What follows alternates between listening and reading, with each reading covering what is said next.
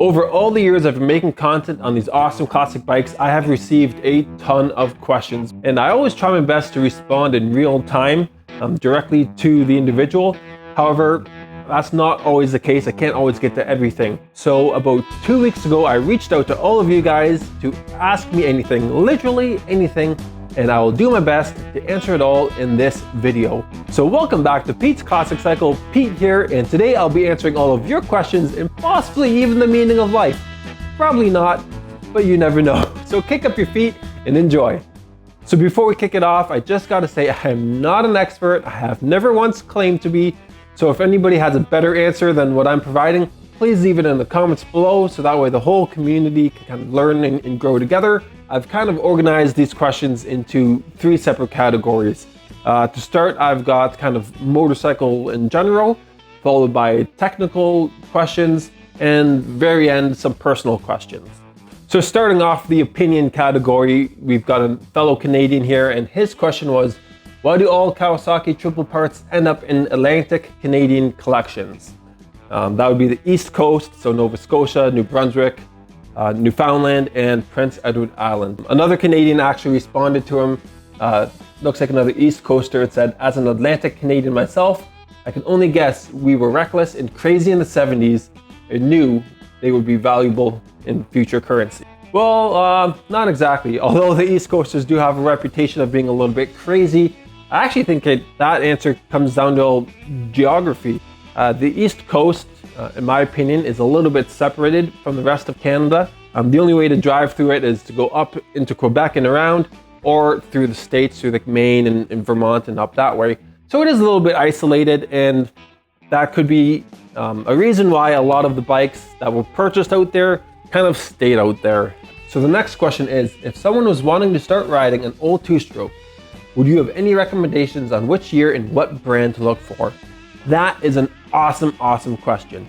Now, unfortunately, the sad truth is these bikes are becoming more and more popular with collectors, meaning the prices are going higher and higher and higher. Fortunately, there are bikes that are slipping through the cracks, which I'll talk about in a second. But I would recommend, because two-strokes do ride so differently than a conventional four-stroke, if you're able to borrow one or test one out, I highly recommend doing that first, because I'd hate for anybody to spend the money on a two-stroke because the thought of a two-stroke sounds cool and find out you actually hate riding the thing. So first of all, make sure it is what you want to invest your money in. Second of all, as I mentioned, the larger two-strokes are getting more and more expensive. With that, the smaller displacements are slowly starting to catch up as consumers are buying bikes that are within reach. So I know Suzuki's got a lot of really good options. They got the GT185, the GT380, the GT550, and surprisingly, even the GT750 water buffaloes are really cheap. For whatever reason, that's kind of the ugly duckling of the two-stroke world. But from everything I've heard, they're a wonderful riding bike. They're more of a tourer than a sport bike, but that's another valuable option there. And the Yamaha Twins, I gotta say, that's probably your best bang for your buck. So whether it's an older R5 or starting in 73 with the RDs and eventually the RZs or RZs, the Yamaha Twins are awesome because they were made for so long and made so many of them and were sold all around the world in pretty much all markets.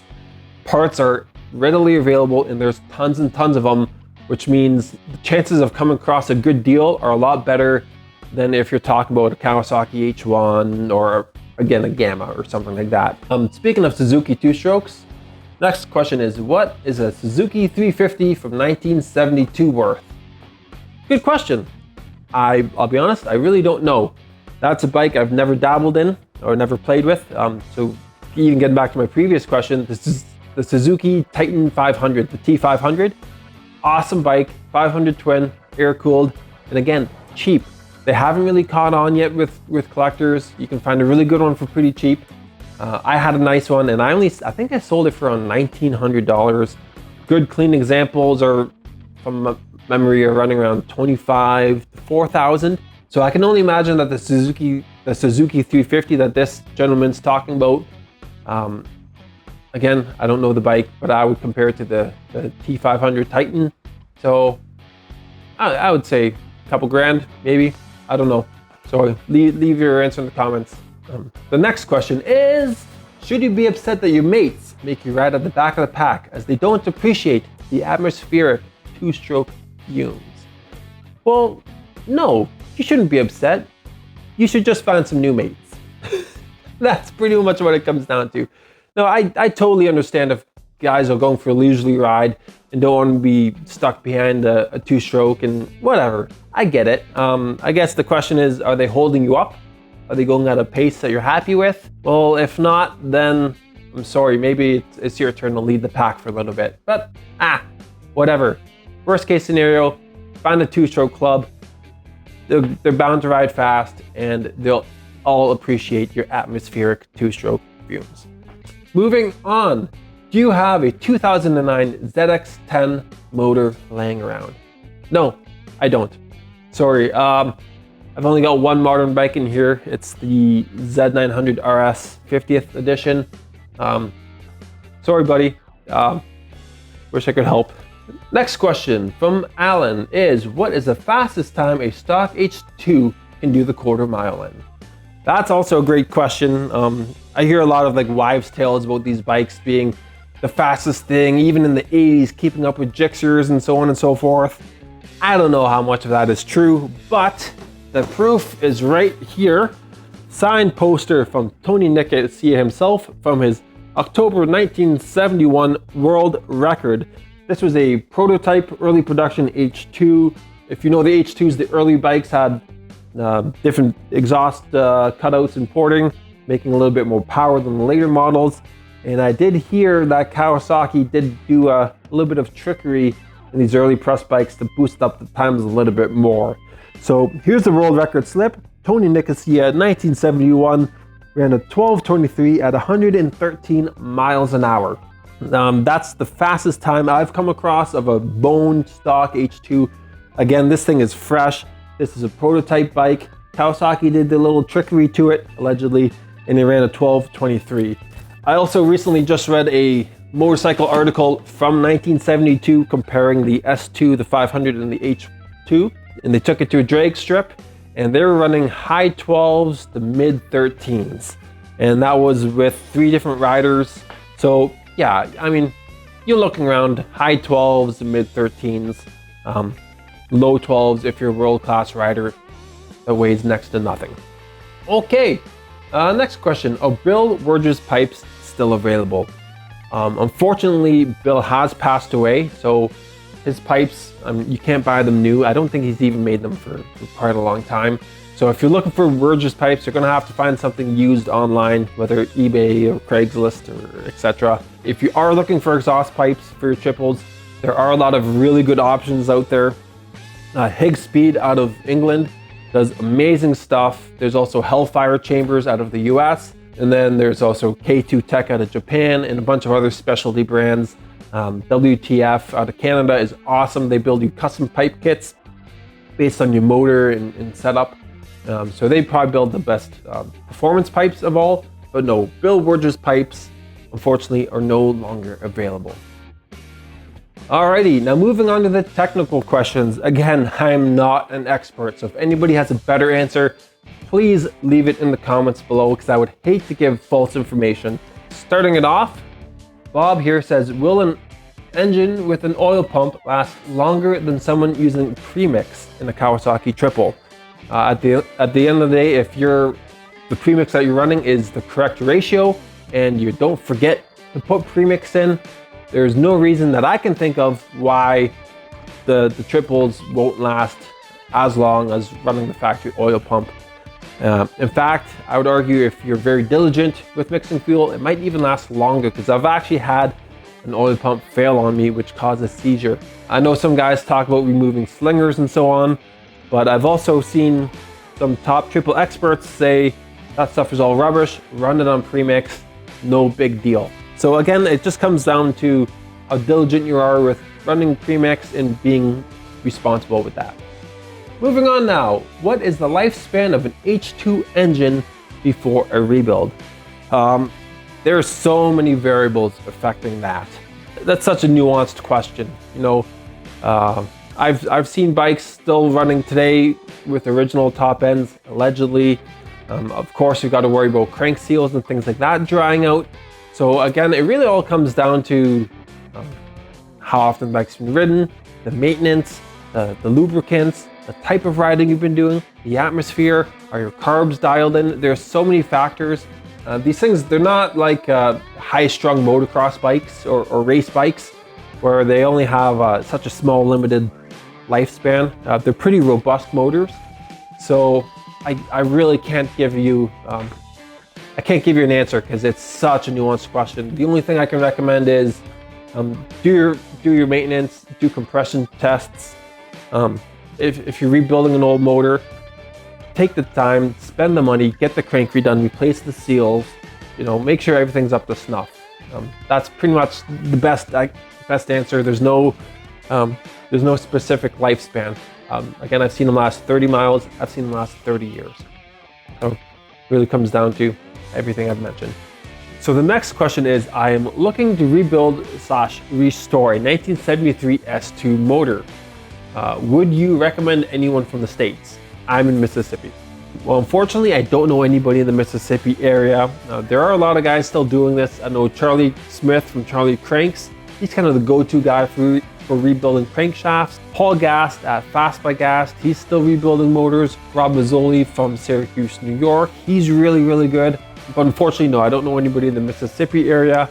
But I've kind of talked about this in other videos. This is why it's so important to network and join the various communities, whether it's a vintage motorcycle club or two-stroke in Kawasaki triple specific. Because there are a lot of guys out there kind of specialize in these things, and you don't want to send your bike or motor to just any random Joe Schmo mechanic on the street, because there are certain nuances with these things where if you're investing money into them, you want to make sure that they're taken care of properly. And so unfortunately, I don't know anybody in the Mississippi area, but I guarantee you, if you network and reach out to the guys, they will be more than happy to point you in the right direction. Next question is, can you tell the difference in Kawi triple oil pumps, 350 to 400 and 500 to 750? Well, there's a little hint in the way that question was worded because the smaller triples are different pumps than the larger triples. So the smaller ones being 250, 350, 400, and larger triples being 500 and 750. If you look at the way the pumps are mounted, on the smaller triples, they're mounted vertically on the outside of the clutch cover, and on the larger triples, they're mounted horizontally on top of the clutch cover.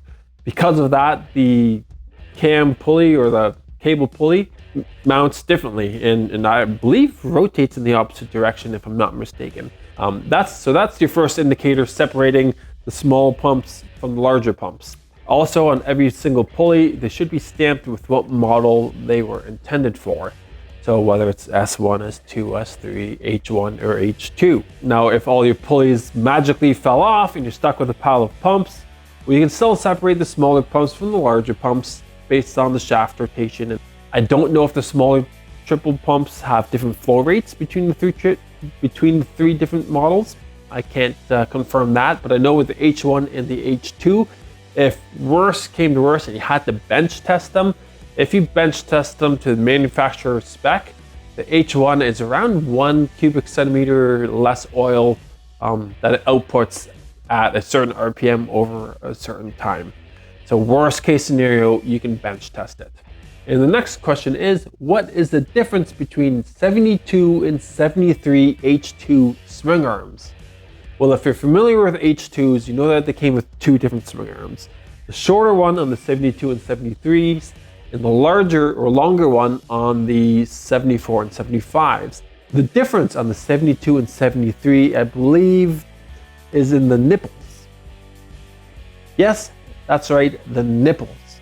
I believe that the position of the grease nipple for the pivot bolt is in a different location. Don't quote me on that. I've got a pile of swing arms in storage. I wasn't able to pull them out to confirm because they're buried under bins and bins of parts. But I believe that is the difference between the 72 and the 73 H2 swing arm nipples. Now coming back to the oil pumps, the next question is, should I convert my H1 to mix in the tank and get rid of the oil pump? The oil feed always worries me, and reducing complexity seems to make sense. I understand the crank will need different seals, ? That's really a personal preference thing. The oil injection systems on these bikes, generally speaking, are pretty bulletproof. It's a very simple mechanical device. If everything's working, they work great. They're very reliable. With that said, there's always a potential risk of them failing. So if I recommend take them off, bench test everything, make sure that your pump's flowing the correct flow rates, make sure that your check valves aren't leaking, and if everything checks out, there's no reason why you shouldn't be able to use your oil pump. A lot of these bikes are just kind of weekend warriors, you know, going down to the local coffee meet or whatnot, in which case running mixed fuel, what's the big deal? Why not? If you're running the correct ratios and you're smart and diligent with that, go ahead. I don't see any problem with that. The person here did mention different crank seals. I believe they're talking about the oil slingers that are on the crank. I know some people say you have to remove those, you know, if you're running mixed gas. I think I mentioned it earlier. I know some top triple experts that kind of just say, no, you don't. And they've run mixed gas for 50 years with no problems. I think it all comes down to personal preference thing. If you're more comfortable running mixed gas, go for it. Just make sure that you're diligent and you're on top of your ratios. Simple as that. No big deal. Now moving on to the personal questions. The nitty gritty here. Ryan, who I actually work with, says, why won't you eat my healthy Caesar dressing? That is not a sexual innuendo. He quite literally makes healthy Caesar salad dressing. Well, Ryan, I've told you this. I don't like Caesar dressing. I'll never like Caesar dressing. I trust that your Caesar dressing is better than all other Caesar dressings, but it's just not for me. I'm sorry. I hope we can still remain friends. Then Matt actually has 2 questions. First question is, how do you stay so fit? And second question is, what is your preferred brand of oil for the H2? Well, Matt, thank you very much for the compliment. I don't consider myself very fit at all, but I'm working on it and it's something I'm always trying to improve. And as far as my favorite engine oil for the H2, that's an age-old question that will cause fights in the triple world from literally the day they were made till the day the last one goes into the crusher. My theory is these bikes were made at a time well before modern synthetics, so don't worry about running the most fancy oil you can come up with. Honestly, I run a lot of just 10W40. Either that or a 75 weight engine oil. I've had pretty good luck with those. I know some guys run 10W30. I try to stay away from synthetics because in my experience, it causes a lot of clutch slippage, sometimes even leaks out of oil pumps and stuff because they're just too good. They're too good for these motors. Again, that's my opinion. My theory is run something fairly generic so that way if you are at a rally or out on a ride somewhere and worst case scenario, you need to pick up an oil, it's not going to be some specialty oil that's only available at a specialty shop and they're closed because it's Sunday. Yeah, that's my opinion on oil. And then my friend Eric, a lifelong friend, wants to know what happened to my old dirt bikes. Did they get sold or are they lost in the barn somewhere? The 2 dirt bikes he's talking about is a 1981 Yamaha MX-175 and a 1976, forgive me, I don't know the designation, 185. Those were the first 2 dirt bikes that my brothers and I got, even though the 185 was more of a trail bike. But no, both of those bikes were sold off back when we were still really young. And then eventually I got my CR250 and moved up to the more modern motocross bikes. So I'm sorry, Eric, those bikes are not around. I wish they were. I would absolutely love to get one of my original dirt bikes back. Next question is, may I have one of those 72 tanks for free? So behind me here, I've got 1, 2, 3, 4, 5, 6, 7 H2 tanks, 3 Z1 tanks, and an S3 tank, plus more tanks up in the attic. No, Jay, you cannot have one of these tanks for free. I'm sorry, it's part of my collection. And now Ian wants to know, how many Kawi tanks does it take to make a guy happy? Well, Ian, I'll let you know when I figure that out. I've got 11 in the garage here, more up in storage, and I still need more. There's still more colors I don't have hanging on my walls. So when that day comes, I will be sure to let you know. And then Mitch wants to know, how big is it? Your bike collection, of course. Well, Mitch, it's not very big. More like average, if I had to say, compared to other collectors that I know. Here in my garage, there are currently 1, 2, 3, 4, 5, 6, 7, 8, 9, 10 motorcycles.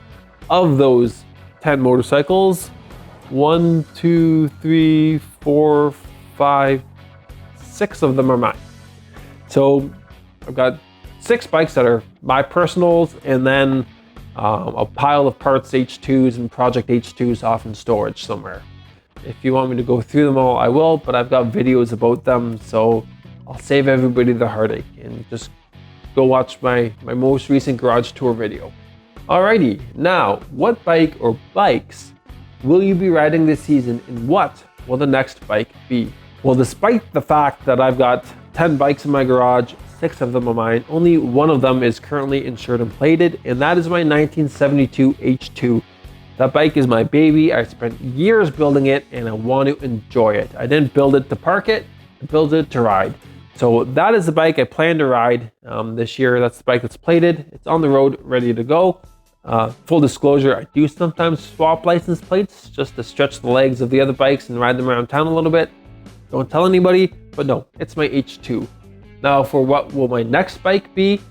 I really can't say.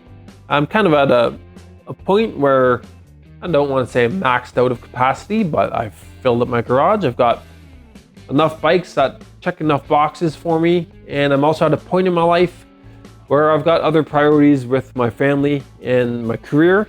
So as of right now, I'm actually not looking for any more bikes, but if one falls on my lap, I'll be more than happy to give it a welcome home. And now for the last question, which I get asked constantly all the time, is kind of a two-part question, but where are you located and do you restore motorcycles for people? Well, I don't like to give my exact location away because I'm not a business. This is just a hobby for me, but I am in Ontario, Canada. And do I restore bikes for people? No. Again, this is just a hobby. This is not a business. I do the best I can to support the community, whether it's through advice, through networking, or sourcing parts for people, but no, I'm not a business. I have restored a couple bikes for people, this one included, but it was a special circumstance with a friend of a family, and he actually did probably about 90% of like the hard labor at his own machine shop. So that's the only reason I even agreed to do this bike. But no, unfortunately, I don't restore bikes for people, but again, I'm always willing to help the community however I can. So to all of you who are still awake after hearing me talk for so long, thank you so much for watching this video. I hope I was able to answer some of your questions. If you got any more, please leave them in the comments and I'll be sure to include them in my next Answer All video. So thanks again for tuning in. I'm Pete, this is Pete's Classic Cycle, and as always, please ride safe.